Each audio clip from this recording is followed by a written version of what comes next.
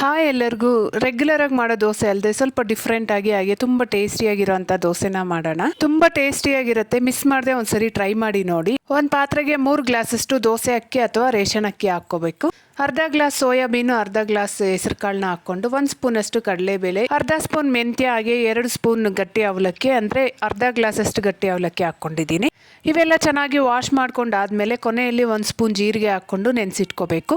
ಜೀರಿಗೆ ಮೊದಲೇ ಹಾಕ್ಬಿಟ್ರೆ ವಾಶ್ ಮಾಡೋವಾಗ ನೀರಲ್ಲಿ ಹೋಗ್ಬಿಡತ್ತೆ. ಇದನ್ನೆಲ್ಲ 5-6 ಗಂಟೆ ನೆನೆಸಿ ಆದಮೇಲೆ ನುಣ್ಣಗೆ ರುಬ್ಕೊಂಡು 1 ನಿಮಿಷ ಕೈಯಲ್ಲೇ ಚೆನ್ನಾಗಿ ಮಿಕ್ಸ್ ಮಾಡಿ ನೈಟ್ ಎಲ್ಲ ಉದುಕ್ ಬರೋದಕ್ಕೆ ಬಿಡಬೇಕು. ನೋಡಿ ಚೆನ್ನಾಗಿ ಫರ್ಮೆಂಟ್ ಆಗಿದೆ ಅಲ್ಲ. ಈಗ ಇದನ್ನು ಚೆನ್ನಾಗಿ ಮಿಕ್ಸ್ ಮಾಡಿ ರುಚಿಗೆ ಬೇಕಾಗಿರೋಷ್ಟು ಉಪ್ಪು ಹಾಕ್ಕೊಂಡು ಮಿಕ್ಸ್ ಮಾಡ್ಕೋಬೇಕು. ನನಗೆ ಇಲ್ಲಿ ಸ್ವಲ್ಪ ಗಟ್ಟಿ ಅನಿಸ್ತಾ ಇತ್ತು, ಸ್ವಲ್ಪ ನೀರು ಸಹ ಹಾಕ್ಕೊಂಡು ಚೆನ್ನಾಗಿ ಮಿಕ್ಸ್ ಮಾಡಿ ದೋಸೆ ಹಾಕ್ಕೊತಾ ಇದ್ದೀನಿ. ಈ ದೋಸೆನ ಸ್ವಲ್ಪ ತೆಳುವಾಗಿ ಹಾಕ್ಕೊಂಡ್ರೆ ತುಂಬ ಕ್ರಿಸ್ಪಿಯಾಗಿ ತುಂಬ ಟೇಸ್ಟಿಯಾಗಿರುತ್ತೆ. ಜೀರಿಗೆ ಹಾಕಿದರೆ ಒಳ್ಳೆ ಫ್ಲೇವರ್ ಸಹ ಬರ್ತಾ ಇರುತ್ತೆ. ಇಷ್ಟ ಆದರೆ ವಿಡಿಯೋಗೊಂದು ಲೈಕ್ ಕೊಡಿರಿ, ಚಾನಲ್ನ ಸಬ್ಸ್ಕ್ರೈಬ್ ಮಾಡಿ ಸಪೋರ್ಟ್ ಮಾಡಿ. ಬಾಯ್ ಬಾಯ್.